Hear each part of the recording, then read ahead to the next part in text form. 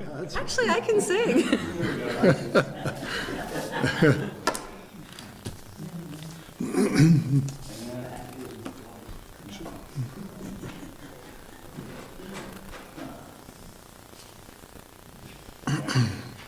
All ready? Okay. So I will call the meeting to order. It is 7 o'clock. First thing on the agenda are the minutes of April 2nd, 2019. Is there a motion? I'd move to approve the minutes of April 2nd, 2019 with any amendments or additions thereto. Is there a second? I'll second. Page 1.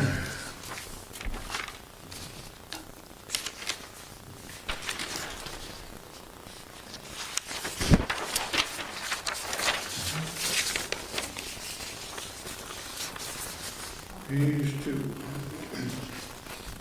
Terry, one thing under number 6 from the previous page, Lion Property Management Plan. Under discussion, it reads, Jeff Fares confirmed the Conservation Commission is blah, blah, blah.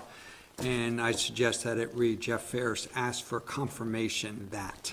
Yes, you did. And it was received. And it was received, yes. It's just that I felt awkward. Yeah, I confirm that the Conservation Commission, That was impressive.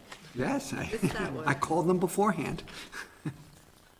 Under number 8, the third sentence, it mentions the residents noted a survey of neighborhood residents. Actually, the survey was more than just neighborhood residents.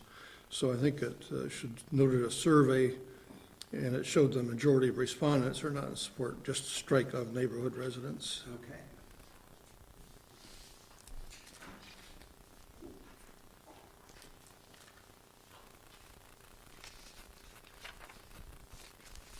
And page 3.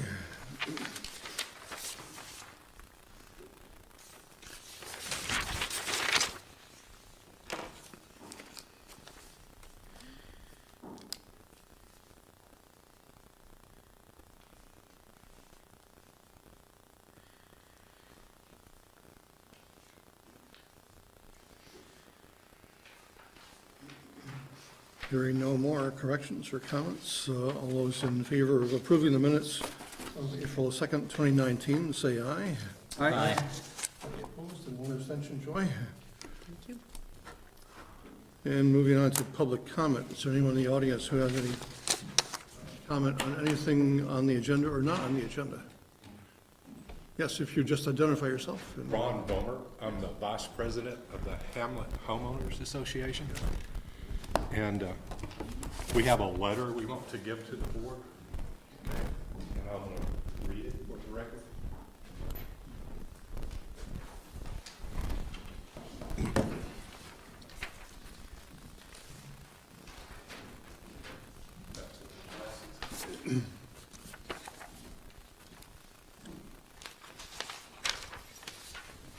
Go right ahead.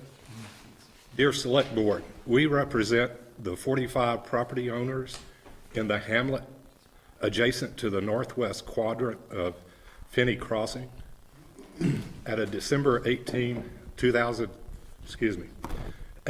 Select Board budget meeting, we presented our collective view to the board regarding our concerns with the winter sidewalk maintenance policy, and while requesting plowing of our sidewalks. The Select Board instructed the town manager and his town staff to involve us in the update of the town's policy. We appealed to the board not to forget us. We told you we feel we have been paying property taxes for over 14 years, and money should have been budgeted 15 years ago. We left the meeting anticipating follow-up contact with town staff.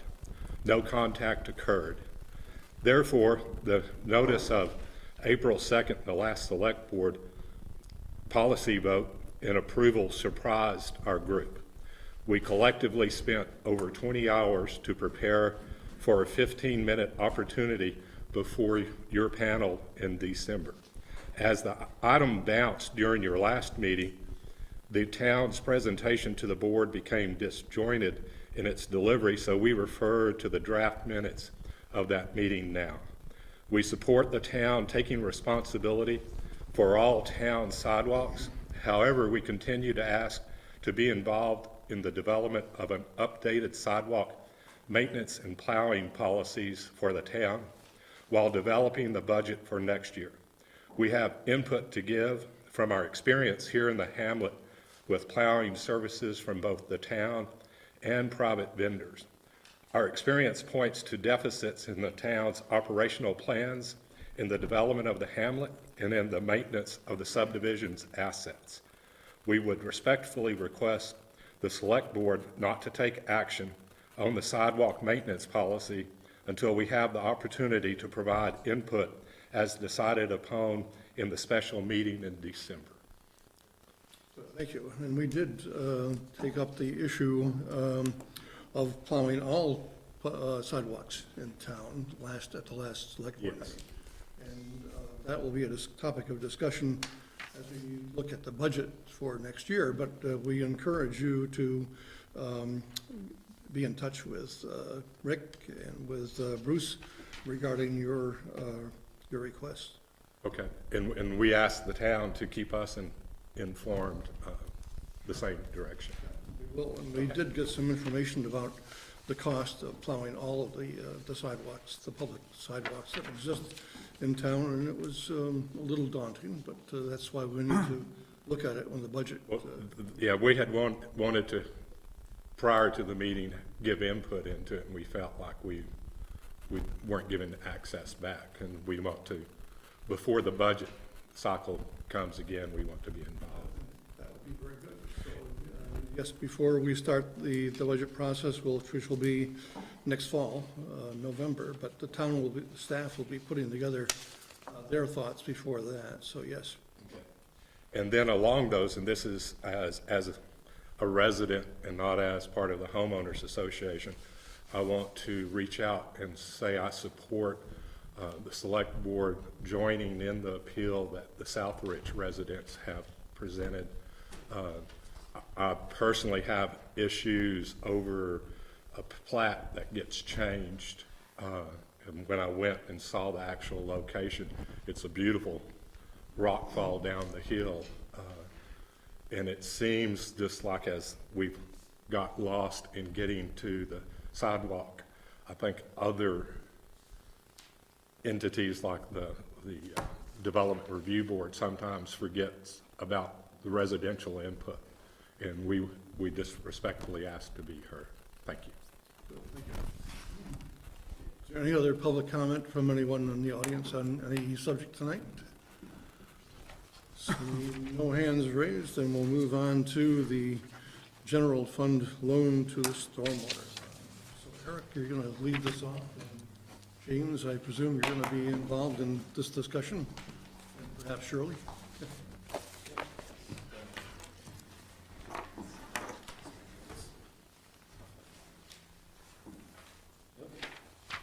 I'm right in front of me. Good evening, everyone. So this was concept that was approved by the board back in January for staff to pursue further and drop the legal documents and bring it back to the board tonight.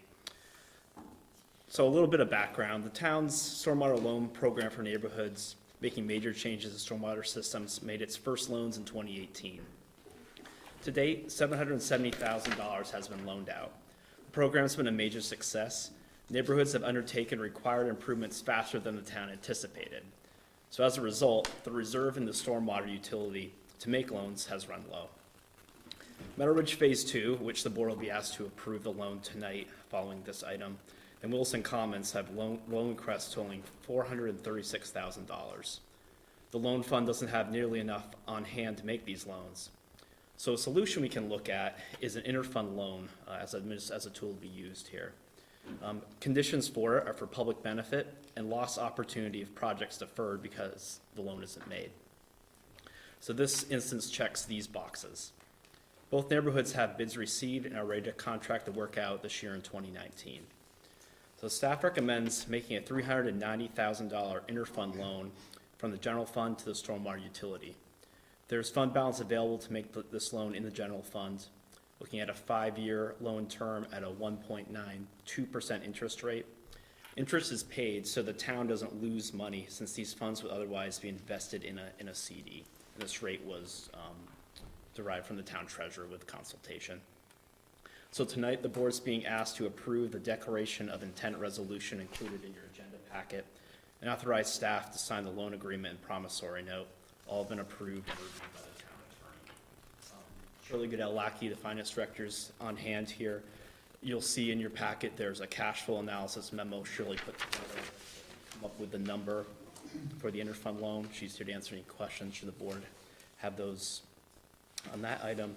James Farrar, Stormwater Coordinator, is also here. He can speak to the program in general, and he'll speak to the Meadow Ridge loan more specifically when we get to that item. So, open for questions.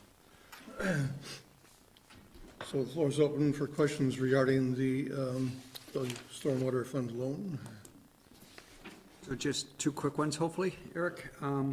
I'm on your memo, and the amount needed, you mentioned, is $436. The amount is requested is $390. I assume that's because that difference, there's enough funds in the stormwater coffers.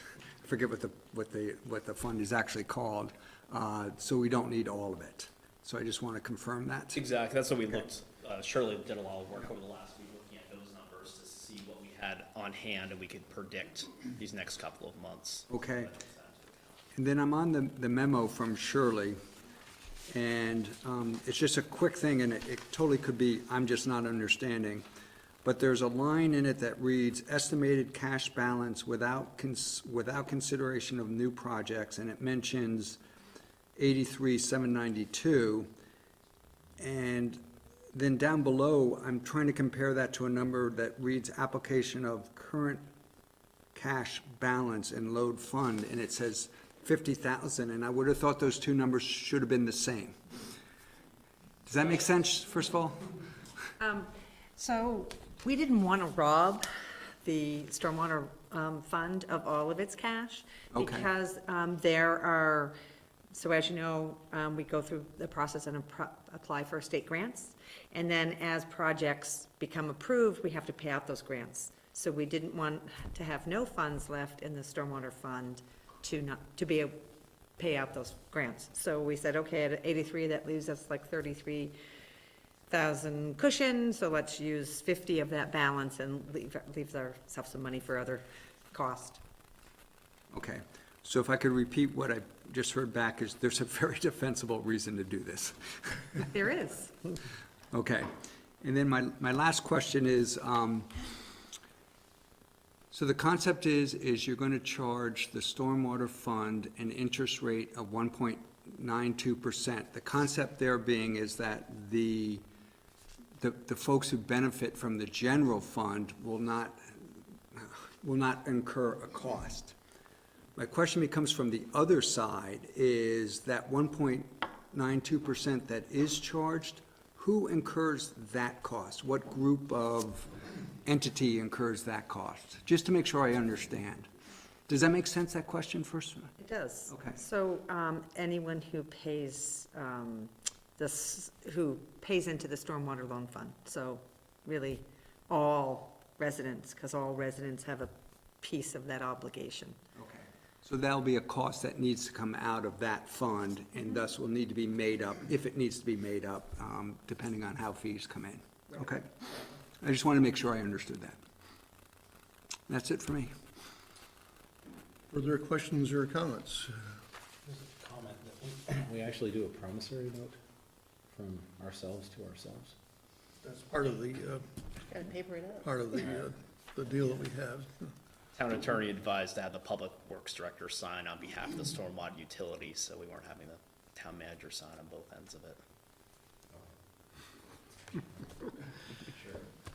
So that's part of the three things that we're looking at tonight, yes.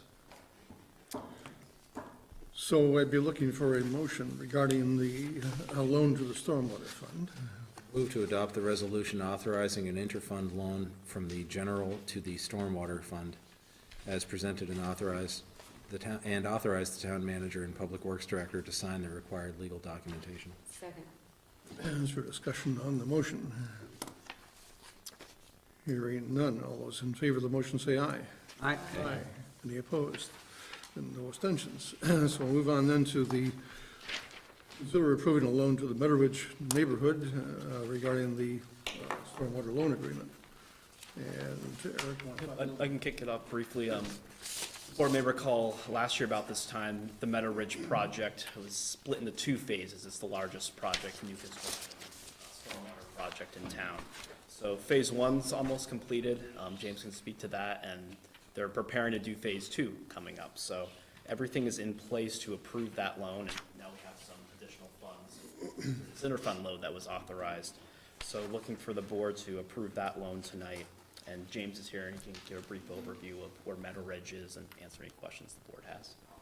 Yeah, hi, thanks for having me. I think I'll take just one brief step back.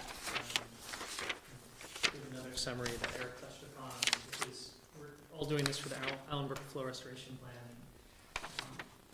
The town has put together some unique programs, including this loan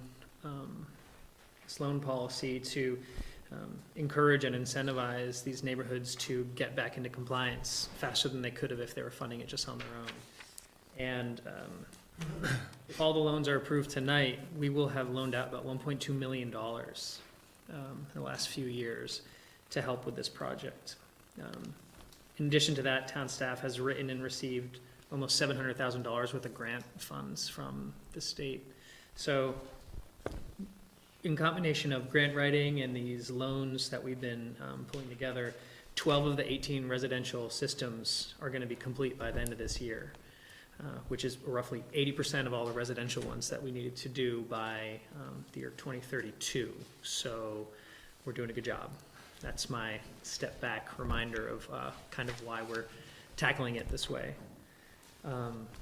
Meadow Ridge, as Eric talked about, is in two phases. To further confuse it, phase one is ponds 2 and ponds 3, and phase 2 is pond 1, so I can say that faster if you want me to. Phase 1 is substantially complete. There's very little work to do. One of the reasons projects linger in the substantially complete phase for a while is if they're completed in early winter and vegetation doesn't establish itself, we need to wait until the next growing season to make sure that vegetation is there and there's no erosion that popped up. So phase 1 is pretty much done with that exception. Phase 1 was also covered by a grant. Phase 2 has had a grant submitted by town staff in mid-March. We won't know if a grant is awarded for a few months. But if that happens, we'll just have more funds to redistribute to the rest of the neighborhoods, and that's something I can talk about more if anyone's interested. And so phase 2 is actually a pretty big pond. It's going to be probably the single most expensive pond that we're building. That's scheduled to be completed by this fall, regardless of if we get a grant or not, and that's what this loan would be funding. Once phase 2 is done, that will enable the town of Williston to formally accept the entire stormwater system. We've currently accepted 6 of them. We're definitely going to accept a couple more at least this year, and if Meadow Ridge finishes on time, we'll accept them, and then we'll own those permit requirements. questions or comments? No, it's, keep on keeping on. So I'd be looking for a motion on this, the loan agreement. I'd move to approve a loan to the Meadow Ridge Community Association for Phase 2 of its stormwater improvement project in the amount of $331,000, and authorize the town manager to sign any legal documents required. Is there a second? I'll second. Is there discussion on the motion? Hearing no discussion. All those in favor of the motion say aye. Aye. Any opposed? And no abstentions. And then the last one we have to deal with then is the approving the agreement.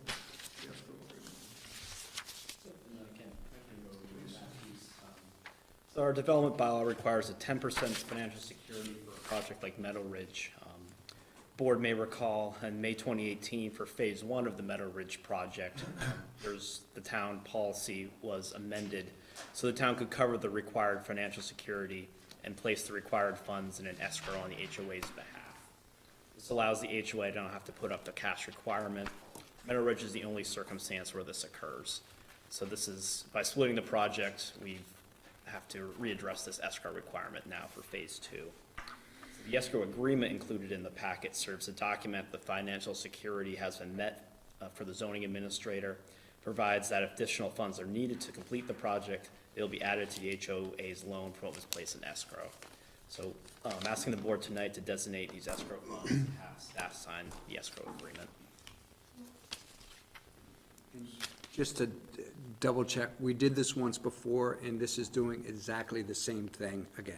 Yep, and for all extensive purposes, the money that we assigned in the stormwater fund for phase 1 is going to be released, per se, back into the fund when it's substantially complete. Then about the same amount of money is gonna be reassigned for this purpose. So there's adequate funds on hand, and it's just a lot of administrative costs. Yep. Okay. Further questions or comments? If not, I'd be looking for a motion. I'd move to transfer $33,100 from the stormwater fund to service funds in escrow to meet the financial security requirement for phase 2 of the Meadow Ridge Stormwater Project, and authorize the town manager to sign the escrow agreement with the Meadow Ridge Community Association. We have a motion made and seconded. Is there any discussion on the motion? If not, all those in favor of the motion say aye. Aye. Any opposed? And there's no abstentions. Takes care of that. Thank you very much. Appreciate this. So we're moving on to the request to participate in an Act 250 appeal regarding Northridge.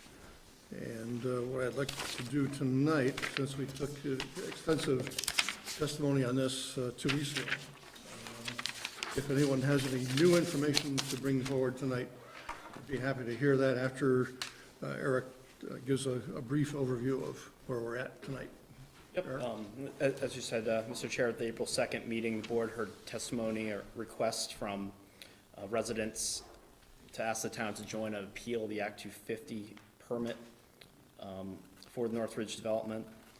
The residents have filed an Act 250 appeal in State Superior Court on April 3rd. Included with the packet was the notice of appeal. In addition, the developer who provided testimony on April 2nd was unable to make tonight's meeting. He provided a letter in the packet for consideration. So if anyone in the audience has any new information to present that we did not hear last week, this is an opportunity for you to do so. If you do, please identify yourself. Maggie Martin, a resident and a taxpayer. So the only thing I have to say is that I hope the select board does not support fighting the Act 250. I think that you've already approved it, and my taxpayers should not be going towards fighting something that you've already approved. Any questions? Thank you. Thank you. Yes. Also, please identify yourself. Patricia Markale, longtime resident Williston. Okay, I'm encouraging the town to not go against the permit. As we see the town grow, we have seen land all around us, and deer herds have wandered in and out. And to be specific, where the solar panels are, that was a deer magnet. But that didn't stop the solar panels from coming in. But what I'm trying to say is, some of the people that do talk against this project actually moved in close by, knowing that there was going to be further development coming in. So that's about it. Like I said, I encourage you to, to deny the appeal. Thank you. So now, we'll go into the board deliberation as to whether we should do the request and join the appeal, or whether we should not.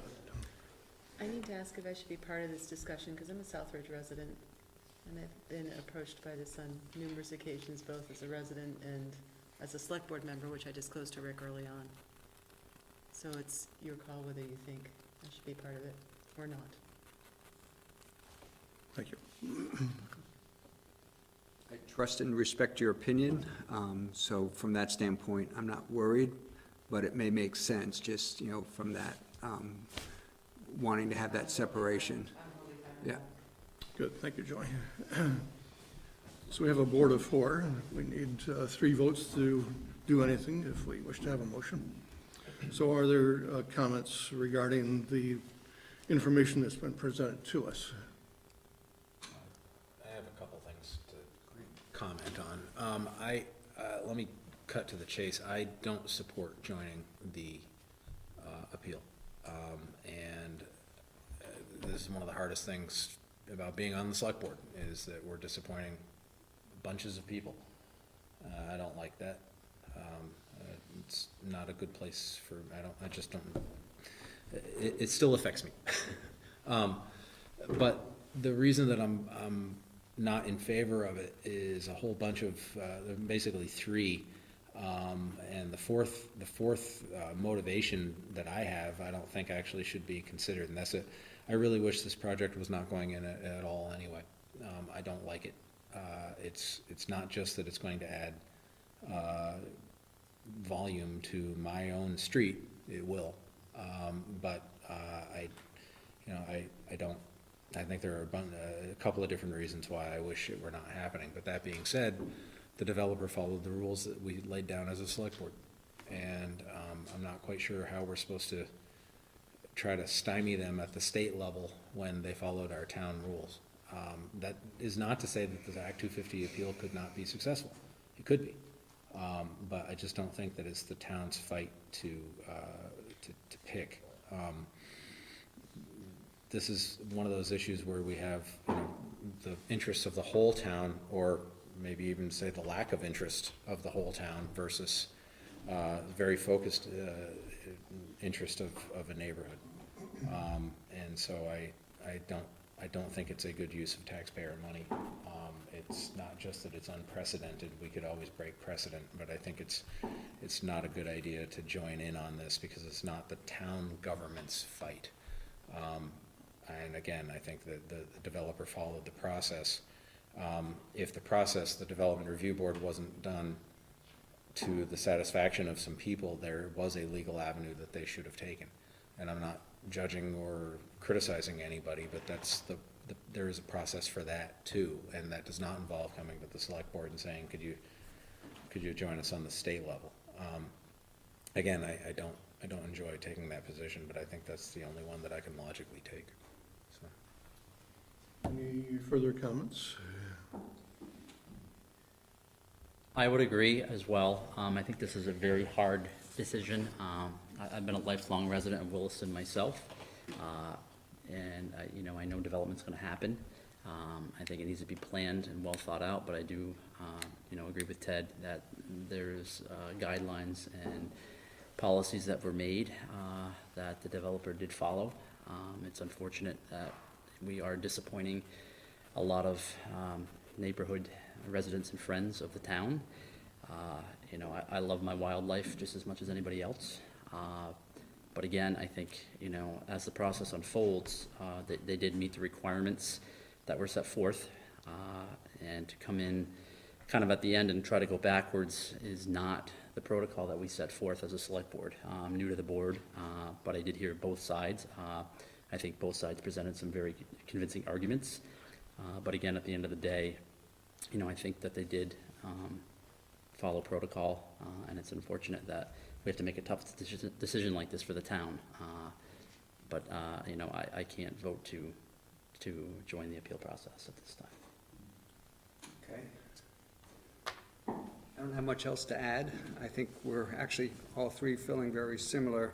I struggle with this because I think as Ted pointed out, from the town's process, nothing was flawed. And I'm just not sure in terms of if we're looking at the Act 250 permit, which is different than the town permit, but at the Act 250 permit, what aspect of it, based on the decision the town made or the process it followed, are we finding is flawed in the Act 250 permit? And that's where I can't draw out this is where. And without being able to do that, I think it would be inappropriate for me to support joining the lawsuit. Or the appeal, I'm sorry, joining the appeal. Yes. So, you know, Does that certainly make sense, by the way? Is my thinking flawed? Certainly, the residents in the area have the right to appeal, which they have done. And, but I would agree with the comments that have been mentioned tonight, that we have a very good process in town that's been followed, and I would not agree to joining in the appeal either. So I think in order to make it clear that we should have a motion either to approve or not to approve, and it sounds like we would need a motion not to approve, but I'll go back. Before you came in, I asked if there was any new information that, to be presented tonight, and if there is, we'd be happy to hear that. I'm sorry, that was going by the 7:30 start time, I didn't know. Sure, but if you have anything new to add, I apologize. no problem. I do have just a quick statement, and I hope maybe to shed some light and to help some decision. I respect all of your opinions, and I'm not sure that it's gonna sway anything too far from where it lies, but if I may. Sure, just please identify yourself. Sure, my name is Lori Marino. I'm a resident, and I have party status on the land use permit appeal. And I'm one of the signees, the appellants on the appeal. So I do have a couple of other pieces of information. And I'm sorry for the paper, and I'm sorry for your time, because I know you want to just wrap this up. But for what it's worth, I feel like it's worth being heard. Or I would summarize care it? to. I'll read quickly. No, my point is just I want to make sure I understand it before Okay. I. Yep, you can follow along. The front is what I'm going to read, and if you want to join me, I can give you a copy as well. Joy, would you like this?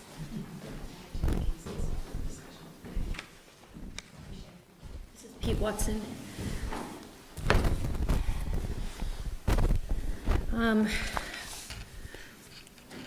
So, to the members of the Williston Selectboard, on behalf of the many residents of Williston that Brian Buno and I represent, my name is Lori Marino. I would like to thank you for your time and consideration of the town of Williston joining in on the appeal of land use permit 4C1315 granted to BlackRock Construction for the development of the Northridge property. As a collaborative representation of many residents of Williston, Brian and I alone are able to be listed on the appeal as we hold legal party status on this permit. We felt it necessary to appeal this permit after we, along with other residents of Southridge and Williston, exhausted our efforts participating in the town permitting process. We have come forward with the utmost respect for the process and all involved in it. We have dedicated countless hours of time and have been present at many hearings and as many meetings as possible in an effort to proceed correctly, knowing that the cause behind this appeal is so important to us. To clarify a statement by Ben Avery with documents that he submitted for today's agenda packet, requests for review of the permit that quote-unquote have been found to have no merit in the attached Act 250 decision and A&R correspondence are referencing a motion to alter. The statement of questions for the current appeal, and there is a new appeal, docket number 47-4-19, has not yet been submitted and therefore has no standing judgment either for or against. So please note that a legal motion to alter and a statement of questions are two different documents and are submitted with two different purposes and outcomes in mind.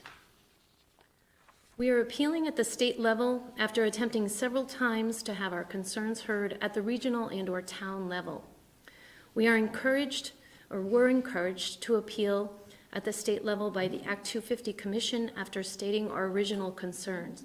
And I ask that the attached email is not present that I've referenced here, and I apologize for that. I do have it, if you'd like to see that.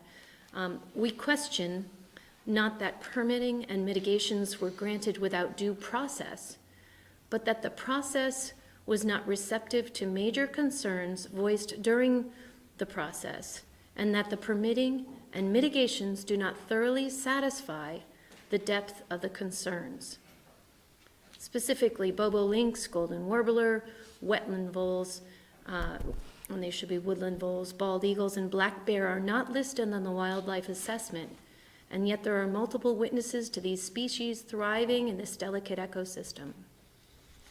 As per conversations with Vermont Department of Fish and Wildlife biologist Chris Bernier, scientists at the University of Vermont who have done extensive studies on the wetlands here in Williston, waterways and riparian buffer zones present in this area during the 1990s, the majority of wildlife assessments are done based on data gathered years ago and need more current data to verify what in fact exists today within that ecosystem. So the permitting usually happens, I'm going to amend that and just add to that. The permitting usually happens based on data that they have in their data banks, and they pull up what the reports say. And most or a lot of that data is dated, and it's not current. Included in the agenda packet for this evening's select board meeting is documentation of an email from Richard McGuire to Robert Fletcher seeking legal advice on an interfund loan to help neighbors expedite the completion of stormwater renovations by Richard McGuire, speaking in reference to monies loaned for the purpose of rejuvenating the Allenbrook. He says, we have developed a loan program for neighborhoods who are undertaking major improvements to their neighborhood stormwater system. This is part of a larger program to meet state clean water requirements. To date, we have loaned out $770,000. In a related memo within the same agenda packet, Eric Wells states that the loan program for neighborhoods who are undertaking major improvements to their stormwater systems made its first loans in 2018. To date, the town has loaned in fact, $770,000 in total to 6 neighborhoods. Followed later in the memo in this statement, an interfund loan is a tool that can be used by municipalities in circumstances like this, where public benefit is the outcome, and there exists a lost opportunity if projects are deferred because the interfund loan is not made. And quote, for the board to authorize the interfund loan, it would need to approve a declaration of need and benefit resolution and authorize to a loan agreement and promissory note to be executed. These documents have been reviewed by the town attorney. Each are included in the agenda packet for this meeting. Staff recommends making this interfund loan. Since the establishment of the Northridge property for development in between 1987 and 1989, as per the town maps, we have realized and watched the decline of the health of a vital waterway in Williston, the Allenbrook. The pollution, erosion, sediment loading caused by development and disregard is being rejuvenated thanks to this awareness. We collaboratively continue to invest taxpayer, grant, town, and state monies and energy into cleaning it up. Today in 2019, the Northridge land set aside for the development sits north of one of the most impaired and vital portions of that waterway. We need to modify our planning and zoning in alignment with our conservation awareness in order to continue the successful cleanup of this waterway.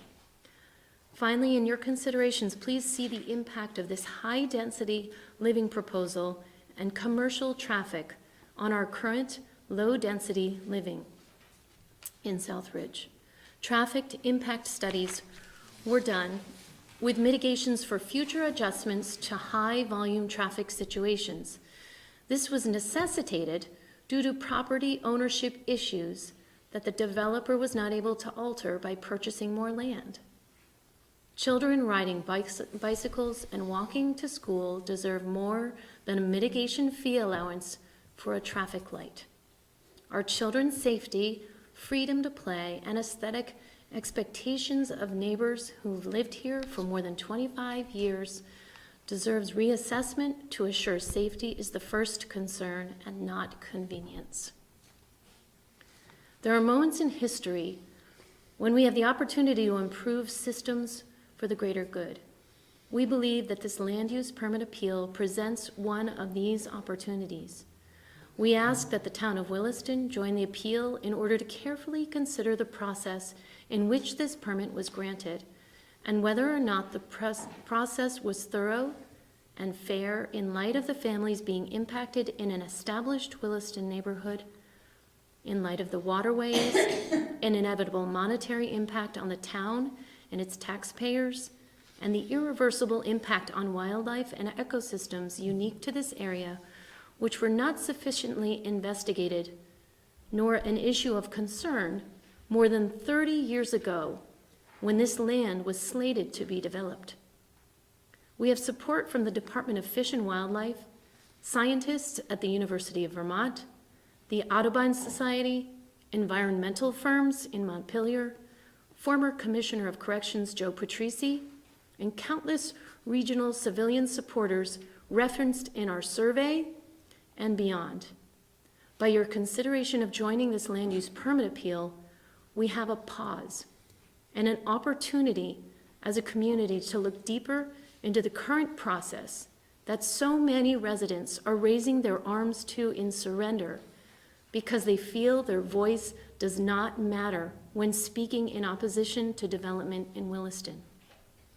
We hope to change this mindset and create a stronger community, unifying developers and citizens so that all feel heard, respected, and equitably considered.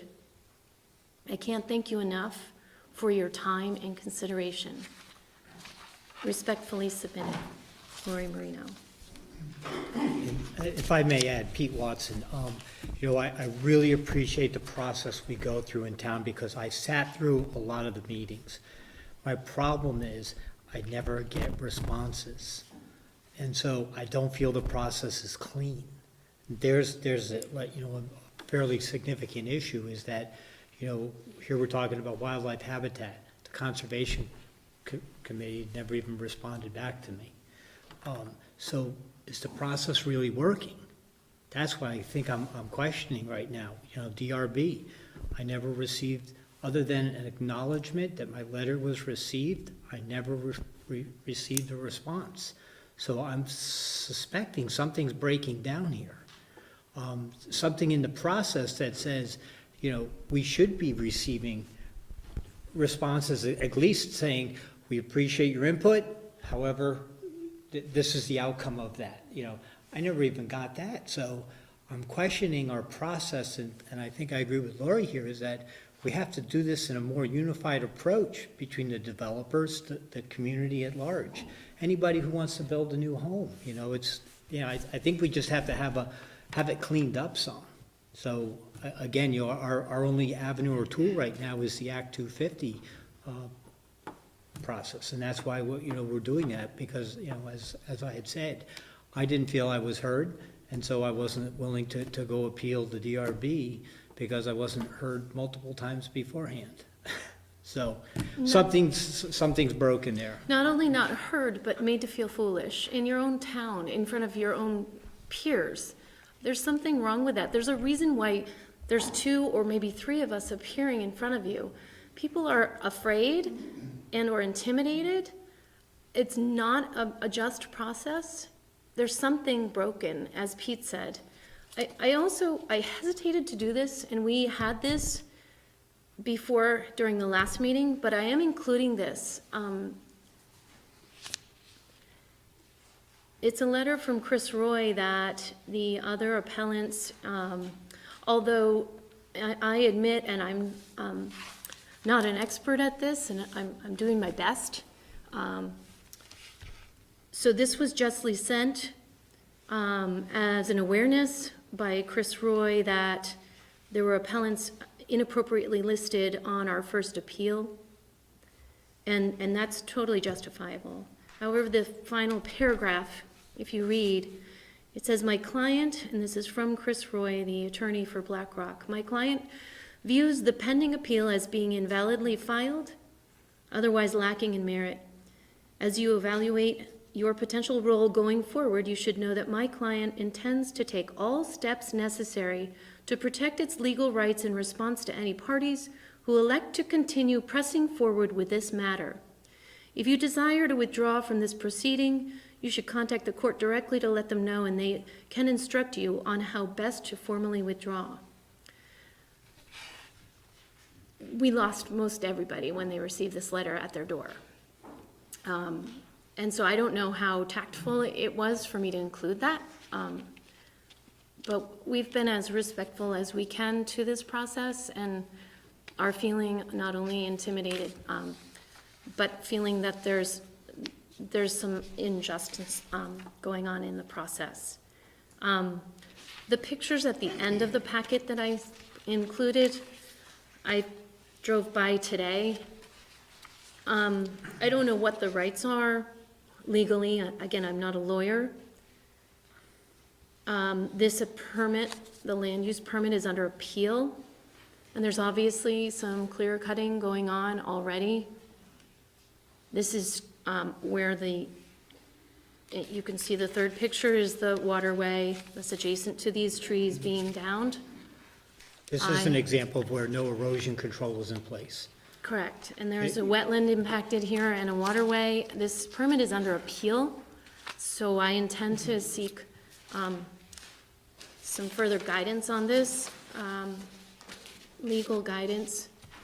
But I wanted you to be aware that this has happened within the last couple of days, and I feel that that's disrespectful to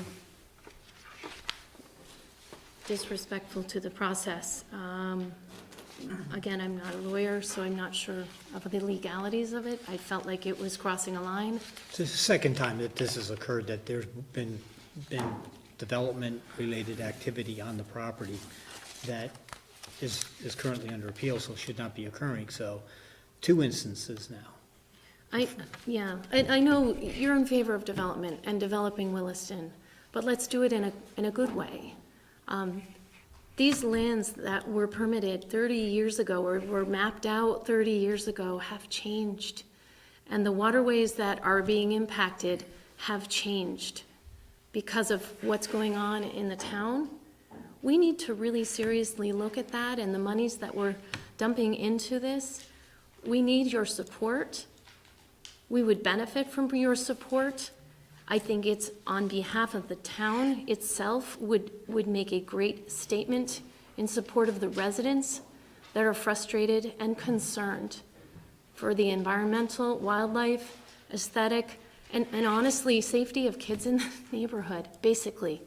I mean, that's most important in my heart, and more important than building houses. We can find other lands to buy and build apartments or houses. These are not the correct lands for that. We've mitigated other venues for travel out of this neighborhood, and the construction company itself was trying so diligently to use other outlets and couldn't.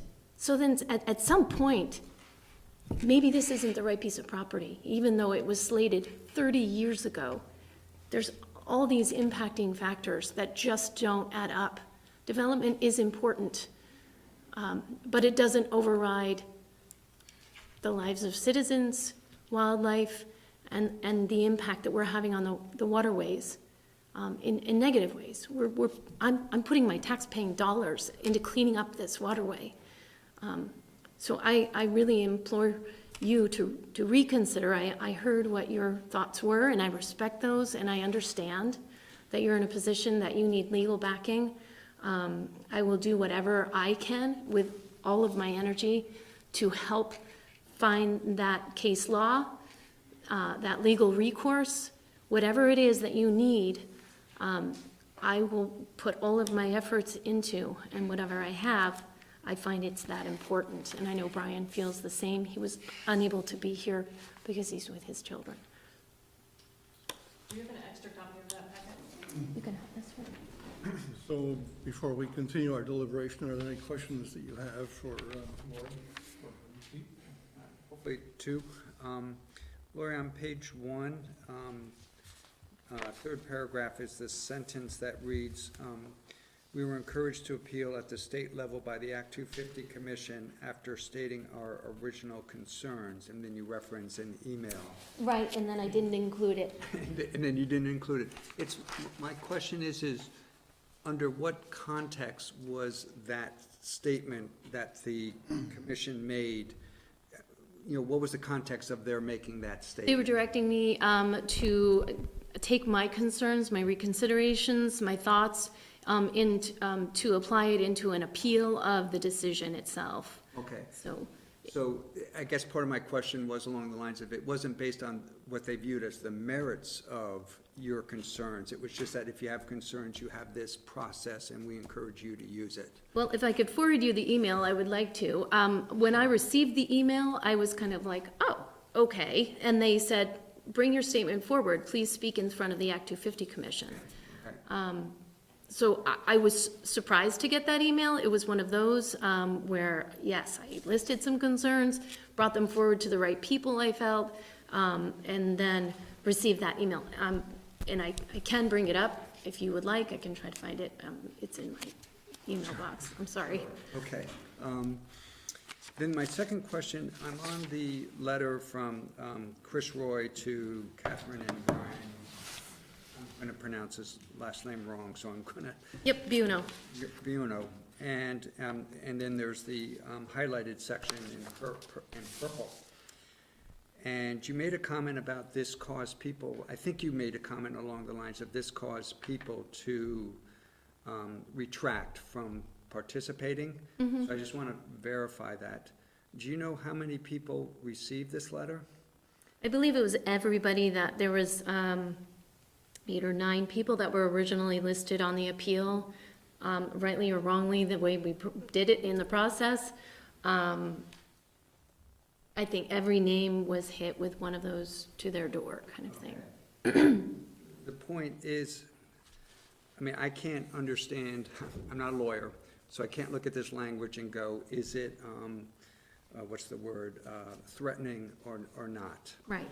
But I assume that people took it as being threatening, and which is why they, and that, I mean, I want to say that is of concern to me. It was taken that way by a lot of people. I received many emails. I can't go forward with this anymore. I don't want to, I can't go through being sued. I don't want to be part of the process anymore. Yeah. Yes. I guess my point is whether the town participates in this or not, residents, have the right to participate in the process without feeling threatened, assuming that they're, acting in a legal and responsible way. And it sounds to me like that's the argument being made here. And if there is something that you're starting to sway me on, it might be on that point right there. Okay. He's justified in saying this was incorrectly done. I had their names on the appeal, and they needed to submit a self-representation form, so we kind of were rolling with it as we went. We'd never done this before. The current Should hire a lawyer. docket number 47-4-19, the current appeal, is filed correctly with only Brian and myself represented on there. We both have self-representation forms submitted. So I appreciate that he was just notifying everybody but that last paragraph I felt was unnecessary, and there were many people who were very upset by that. So do I have this right, there's only 2 people that are actually asking for the select board to help you, to support you? There are 2 people listed on the land use permit appeal itself. There are several people that are supporting us, but from the rears. Their names are not mentioned anymore. They don't want their names mentioned. Further questions for Lori, from members of the board? No, just a comment. Lori, I articulated my reasons before you got here, and I'm sorry you weren't here for that. And I want to be, as transparent as I can. I'm not in favor of joining the appeal, and that is hard for me to say. I don't want this development to happen either. But I do want to make a couple of other comments real quick, and that's it. I don't think Chris Roy's statement here was appropriate. It seems to me that it's a threat.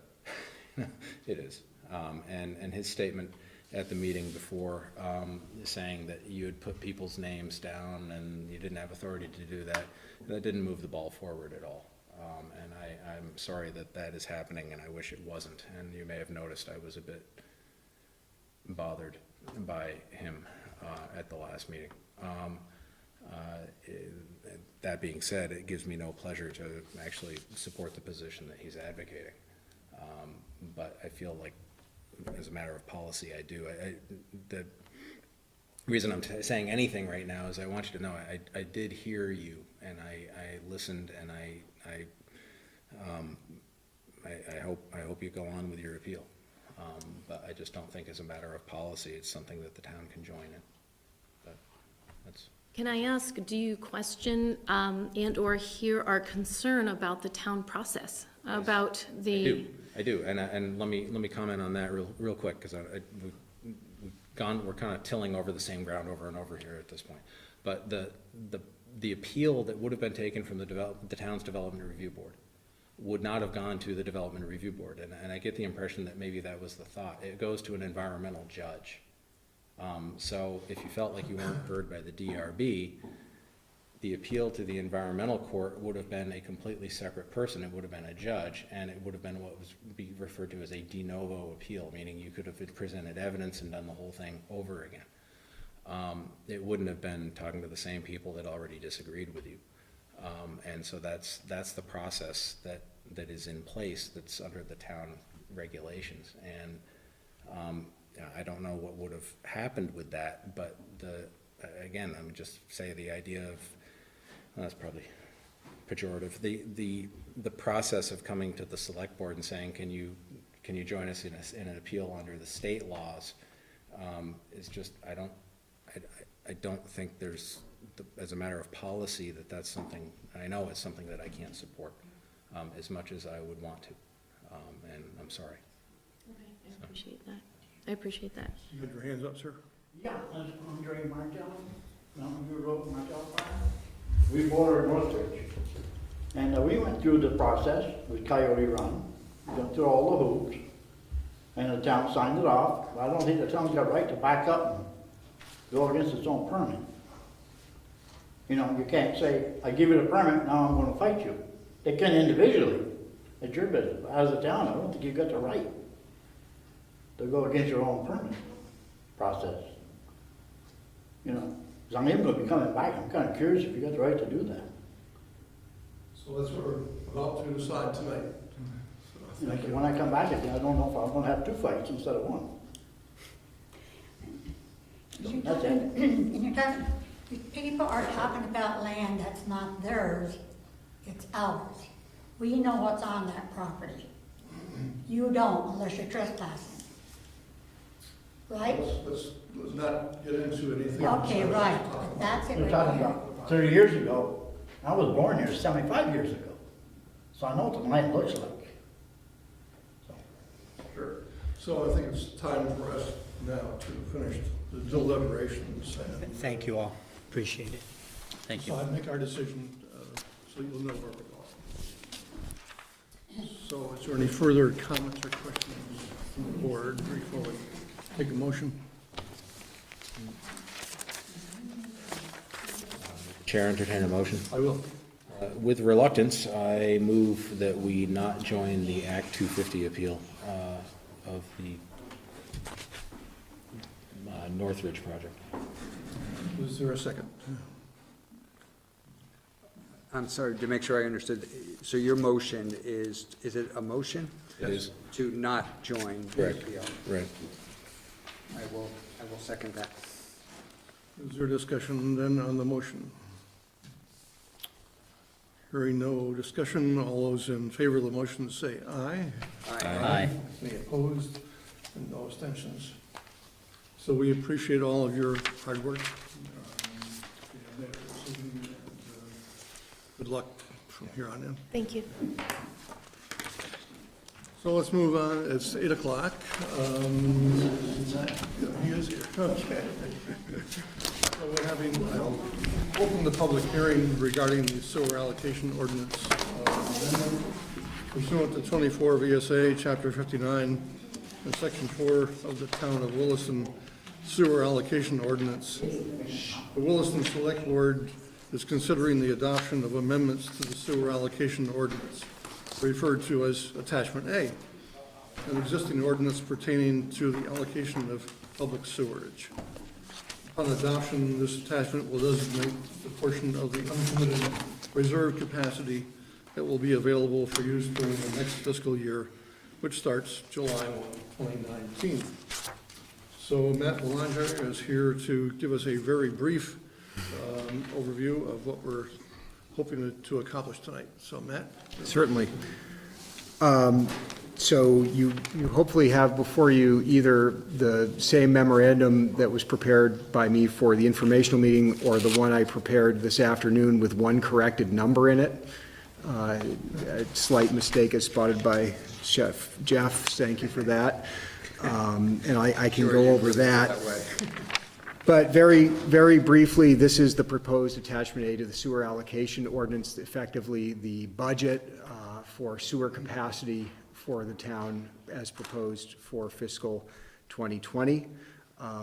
The memo looks at the overall amount of capacity available to the town at the Essex Junction plant, looks at what is already committed to users but is not yet in use, what is already in use, and what needs to be retained as a reserve, and then examining what is left and dividing it out over a 20-year horizon.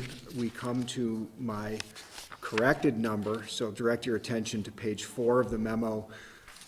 I had previously divided the remaining available allocation for Williston, 266,941 gallons per day, by 20 years, and I had a number of 12,347 gallons per day per year over 20 years, and that number is actually 13,347 gallons per day per year. So it's a little more.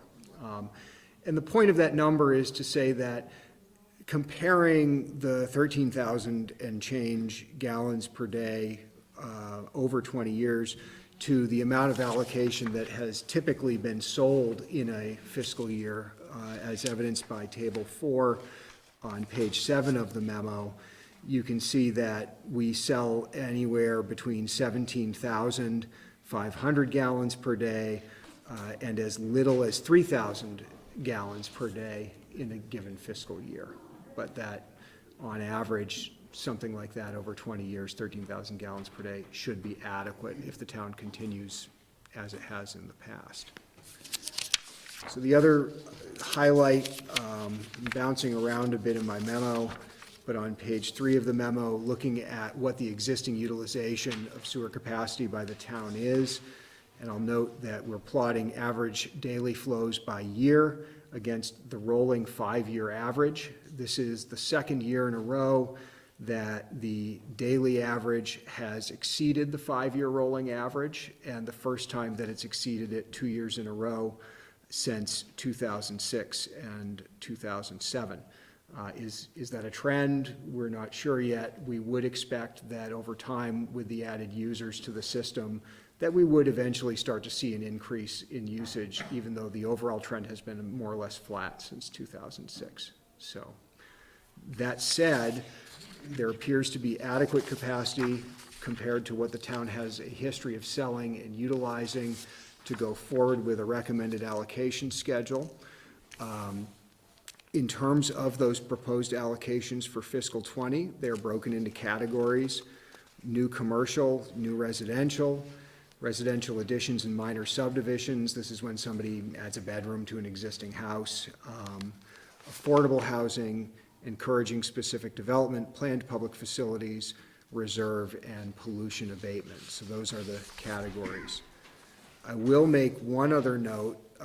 In the time since this memo was prepared, we prepared this memo anticipating a potential purchase in fiscal 20 for a new hotel in the new commercial category, and therefore recommended, as we did last year, the 19,500 gallons per day of allocation.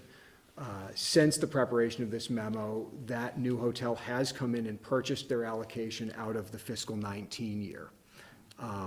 So we're not as sure that we're going to see another large user come in fiscal 20 now, needing that.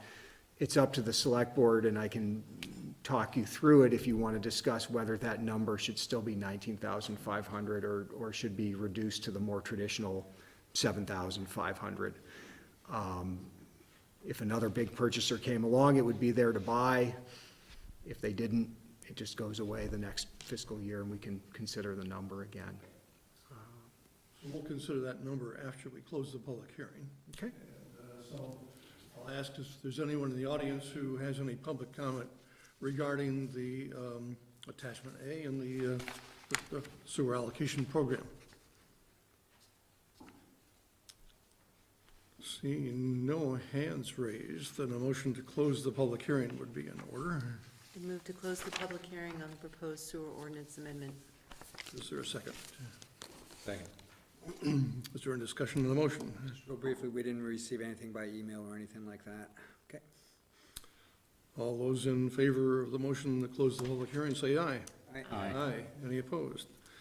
So now we're on to deliberation about sewer allocation ordinance amendment. And are there questions regarding the things that Matt brought up, especially the 19,500 gallons? Just to kind of reiterate what I think I already heard you say, Jeff's phrase, that 19 number doesn't do anything one way or another, correct? I mean, if we leave it there and it's not used, it goes away. If we leave it there, it would be there anyway, or do you need this to be pushed to the following year? Did I say that correctly?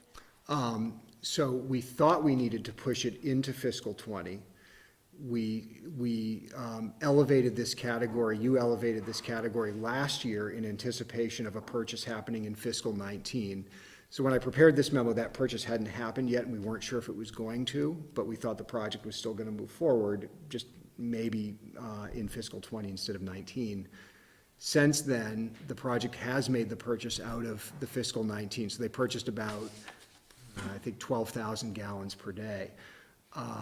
So we don't anticipate a project that's going to need that larger amount coming in fiscal 20. What you do when you adopt attachment A is most of these categories, including new commercial, you're authorizing the sale of up to that amount of capacity by the Public Works Director administratively. So if the board wanted to dial that back, it would mean that Bruce would have less to sell in the fiscal year. And it probably would not really impact anybody's ability to do anything, because right now we don't see any other large users on the horizon that we think would want to purchase that kind of capacity in fiscal 20. Let me rephrase that another way. If someone did come along and want to do that, what does that leave us in a position? I mean, are we okay or not okay? Good thing, bad thing? Sorry, but. So, you know, it's what, attachment A is about what you make available for sale, and then whatever gets sold starts to get used, and then, you know, we look at, That part I understand. we look at that. But if everything happened, like, if we left it alone and somebody else comes in and buys that, that's quite a bit more than anybody anticipated happening this year. Could we handle that if in fact it happened? You could. So, you know, looking at, let's just say someone did show up in fiscal 20 and they bought 12 or 13,000 gallons out of this category that otherwise would not have been available. When I would come back to you next year and we were looking at the remaining available capacity and dividing it out by 20 years, instead of saying I had 13,347 gallons per day per year over 20 years, I might be saying I had 12,000 gallons per day per year over 20 years, or 13 instead of 13.5. So over that long horizon, that amount of difference doesn't really matter.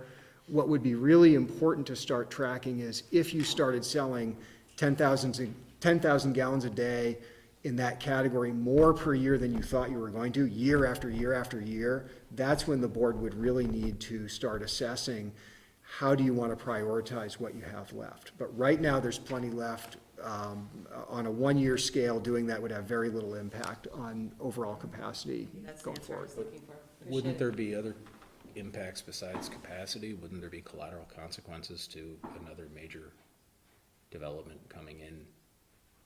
All the usual impacts of new development would certainly be part of it, traffic, use of services, things like that. The town has not really, we do growth management around residential growth very much, thinking about the town's capacity to handle all of the impacts of residential growth. We don't really do that for commercial growth.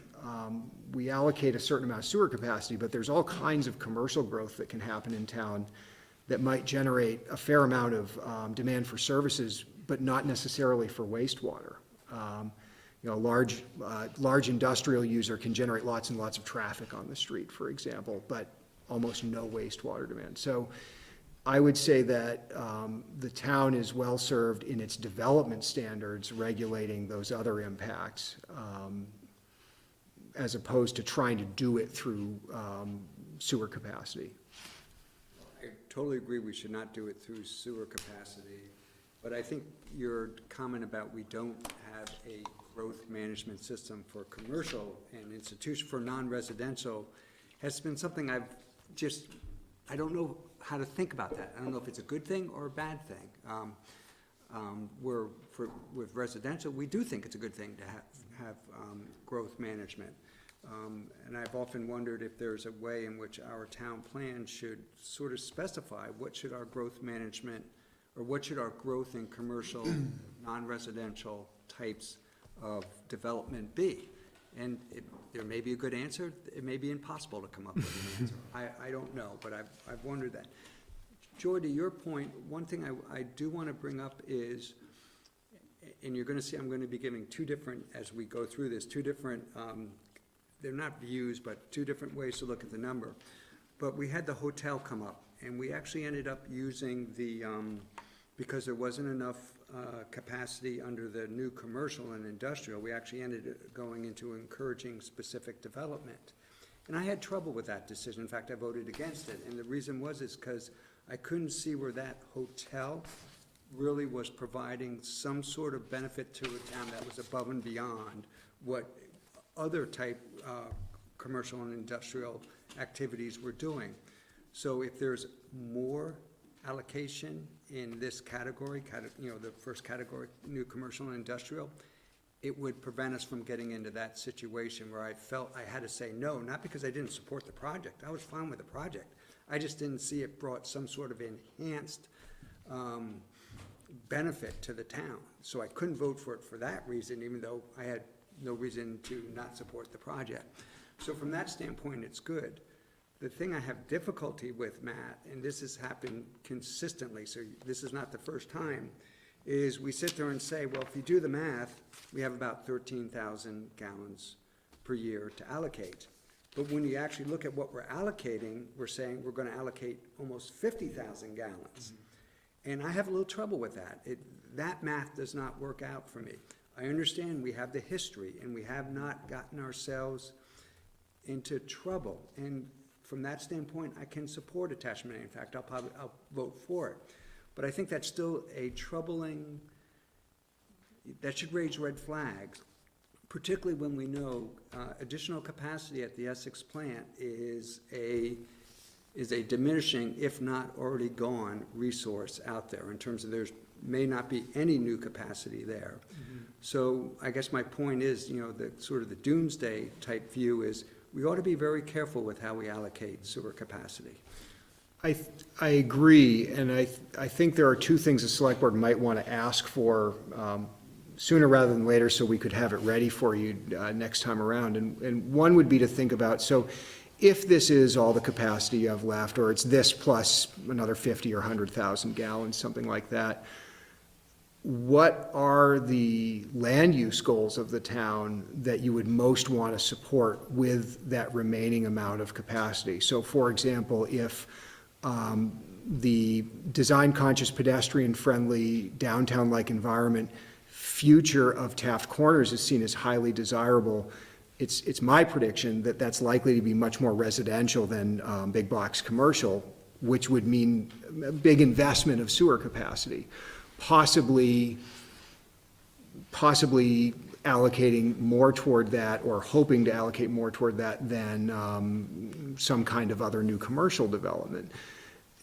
So thinking about, I unearthed a memo that was over a dozen years old recently that talked about, if we're going to build out the growth center the way we say we want to, we need hundreds and hundreds of thousands of gallons of additional capacity. This was a big, long-ranging projection that a previous planner had made. And I don't know if I agree with those numbers today, sitting where we sit and seeing what we're seeing for utilization, but I do agree with the methodology of saying, if there's a build-out state that the comprehensive plan says is desirable, and if that build-out state necessarily needs to be supported by what I would see as probably the town's most limited resource when it comes to supporting new development, it's probably worth studying and exploring how aligned those goals can be and informing attachment A with that. Yeah, I think that'd be a great exercise, to take a look at that and see what kind of decisions we'd have to make about what do we support, what do we prioritize versus what do we just simply support. Yeah, that'd be very. I agree with that. Yeah, if we were to have a retreat and look at what should be one of the activities we would like to see done, that would probably be high on my list. Any further questions for Matt before I ask for a motion? Nope, good job, again. And I must admit, I do like the 20-year kind of projection. I think that's a wise change in sort of the attachment A methodology. Yeah. So I would entertain a motion. Move to adopt the amendment to the sewer allocation ordinance attachment A as presented. Is there a second? I'll second. Is there discussion on the motion? Well, you heard my concern, so, and I won't repeat it, but I also have to go with, we have good history with attachment A, so from that standpoint, I can support it. We do. All those in favor of the motion say aye. Aye. Aye. Any opposed? Thank you. Thank you. We'll move on to the community development policy updates, and Eric, you've drafted a couple of amendments to the policies, and just briefly give us an overview. So this is a continuation of the discussion on April 2nd. We're updating some policies to be in compliance for Vermont Community Development Grant. This relates to the Cathedral Square, the community center in the St. Joseph's School project. So last meeting, the board approved a number of these policies. One that I mistakenly forgot to put in your packet that meeting was equal employment opportunity policy. So you'll see a red line in your packet tonight. The former policy, or policy as it stands now, was very brief, and the new language introduced was from the guidance I received from the state of Vermont for expanding this policy. So that's for consideration tonight. And to follow up, there's discussion on the use of excessive force policy at the April 2nd meeting. There's concern with the language provided by the state prohibits its law enforcement from physically barring entrance to or exit from a facility that is subject to a nonviolent civil rights protest. So I consulted with the town attorney on this, and the language from the state provided to me is beyond the federal HUD requirements language. The federal government expects local agencies to enforce applicable state and local laws against physically barring entrance, exits to from a facility subject to a nonviolent civil rights protest. The state's language is a prohibition against physically barring any entrance or exit. So the recommendation from the town attorney was to follow the formation at the federal level, which is the revised policy before you tonight. So any questions or comments regarding the revised policies? Couldn't find that revised policy on Dropbox. Is it, what's it entitled? Oh, never mind, I got it right.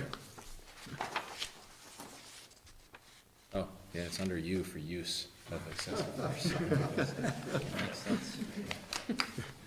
I hope I got them all in this. You know, that's the program, that's not you. Well, actually, it's partly, it's the naming method that we use. We generally try to name it the same as the agenda item. It appears that our concerns were addressed. So is there a motion then?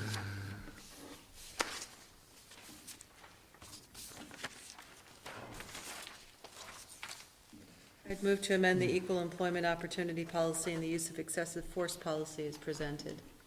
Is there a second? I'll second. Is there discussion on the motion? Hearing none. All those in favor of the motion say aye. Aye. Any opposed? All right, we'll move on to manager's report.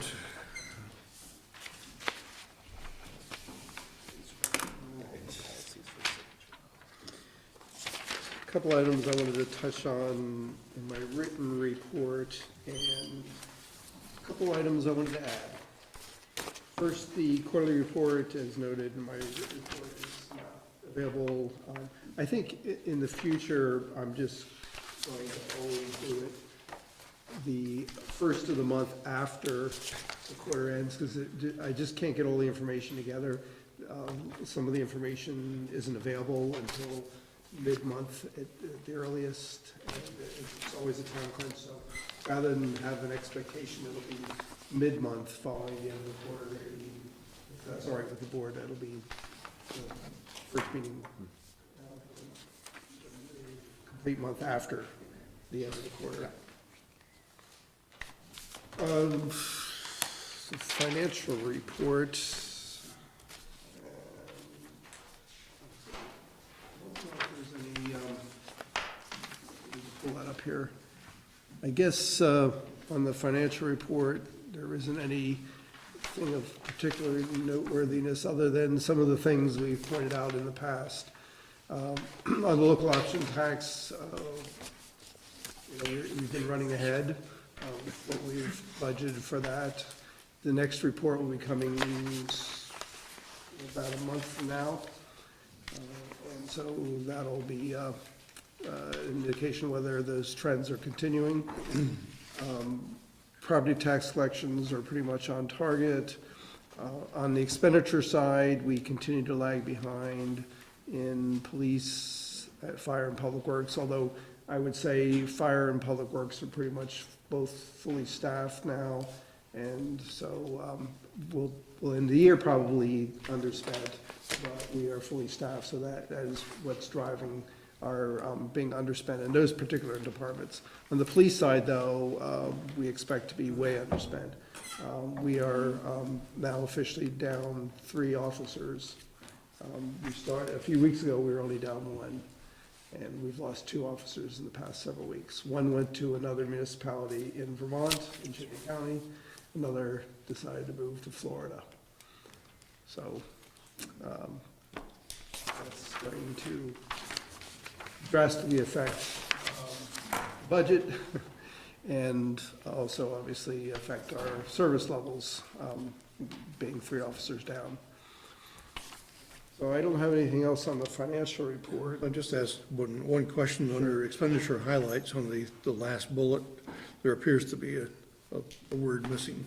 There's no other unplanned expenses have been incurred at this time, and there are material variances from the budget, so I think there should be no material variances. Oh, I see, yes. Yes, that would be correct. It's like there's an extra space in there. Yeah. That's where it belongs. That's it, exactly. Right, the next thing I want to touch on in my written report is the substance use and prevention forum that we held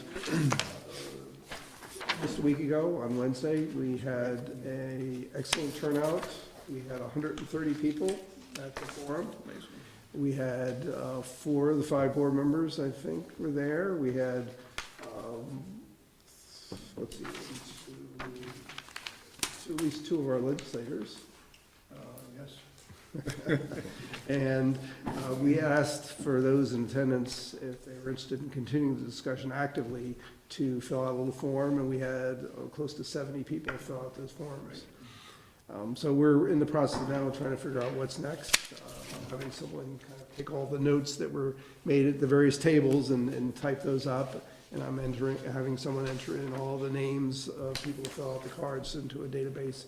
And we're working to figure out the best way to approach. I had a meeting this morning with representatives from the Rotary Club who were active in sponsoring this, and there's Catherine Antley, who is a person who is really pushing prevention programs throughout the state, and she met with us and had some ideas on how we may want to proceed. So we're proceeding that. I don't know if any of the attendees want to add anything to that, but I keep hearing very positive comments from lots of people, so.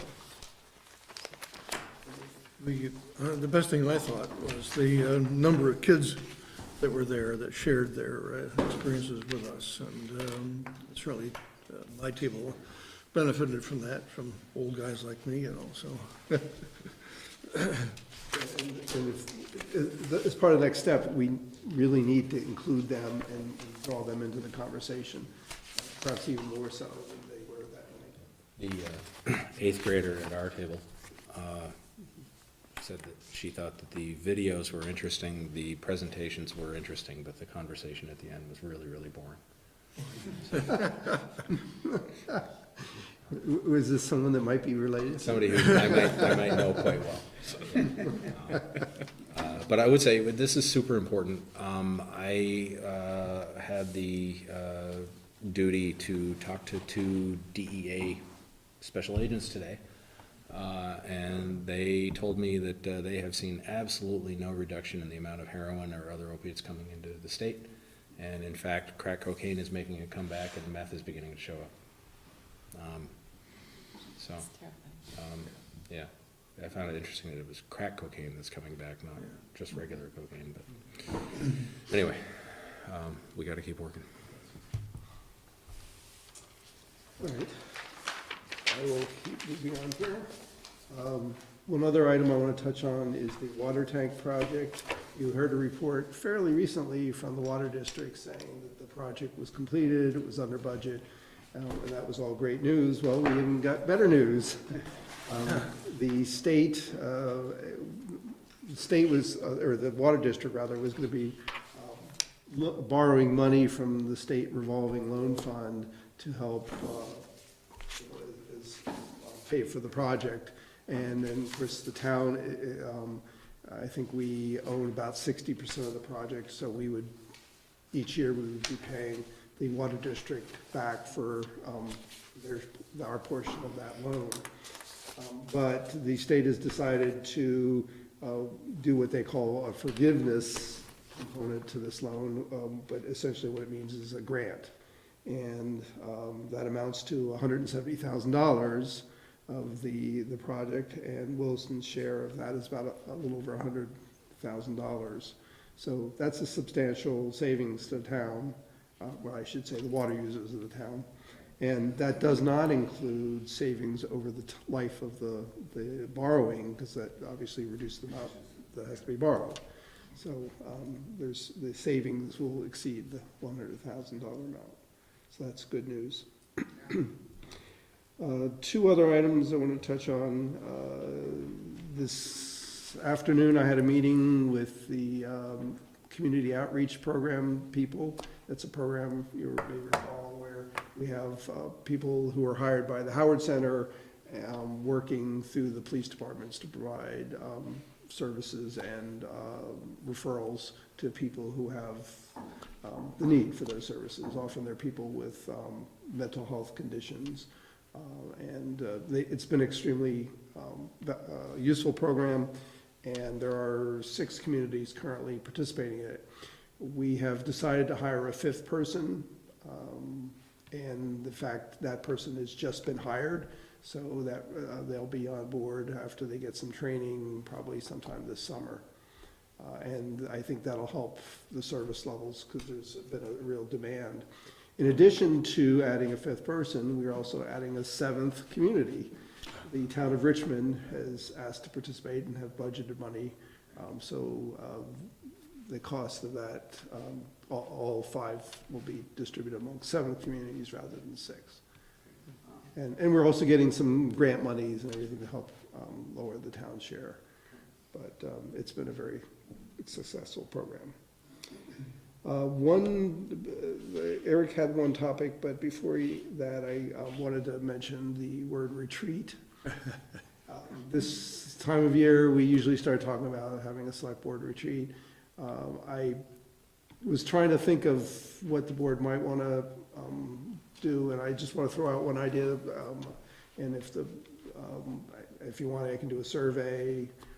But the one thought I had is the board back in February had asked to have a discussion about economic development and what towns should do if we faced a major economic challenge. And I'm thinking that that might be a good topic. We've talked about getting several panel members in who are experts in economic development and that type of topic, and have a good discussion around that. But we're open obviously for any idea. It's your retreat, so what you want to talk about is really up to the board. Anyway, I don't need a reaction right now. I just wanted to start thinking about that. And you had something to report? Yeah, I had a call today from the state of Vermont. You might recall the town submitted grant on behalf of Resource for VCDP funding for to help purchase their building on Harvest Lane. Unfortunately, the town is not being awarded those funds this round. I heard from the state that it was a very competitive grant round, a lot of strong applications, and they felt that the timeline for this project wasn't as truncated as some other projects they were considering.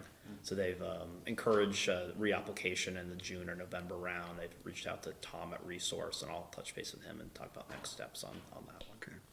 You may recall that the North End Community Center project was rejected the first time around. And the second time around, it was approved, but for far less than what they were asking for. So it is a very competitive process. So that concludes manager's report. So we have other business. So we do have a catering permit, I'm told. Yes, we do. This is for a retirement party being held at Northfield Savings Bank at 60 Wright Avenue on May 1st. And the caterer is doing, let's see, corporate name is Cornerstone Burger Company. And the staff has no objections to this. Inside event, I presume. Yes, it is. Motion would be in order if you have no objections. So moved. Is there a second? Is there discussion on the motion? If not, all those in favor of the motion say aye. Aye. Any opposed? Anyone else have any other business? I have just a couple of small things. So our H540, which is our charter bill, was approved without any amendments last Friday by the House, sent to the Senate, and it should have arrived in the Senate today and be sent to the Senate Government Operations Committee. So I would expect that within the next couple of weeks, it'll be out of there and hopefully without any amendments and off to the governor. And the last thing you mentioned the St. Joseph School, the purchase there. It's been completed and the closing on that is going to happen, I believe, next week. So that's all I have for other business. We do have one other item of business, and that's the Essex Alliance Church Recreation Path discussion. And it's been recommended to go into executive session to discuss that, as we may wish to do some negotiations. So there is a motion recommended.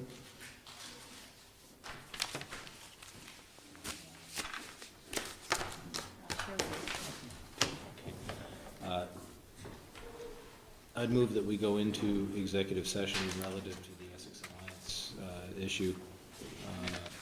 Move that we find that premature public knowledge regarding a possible agreement for settlement with the Essex Alliance Church would place the town at a substantial disadvantage, and further move to enter into executive session under the provision of 1 VSA, Section 313A1A, and invite Mr. McGuire and Mr. Wells.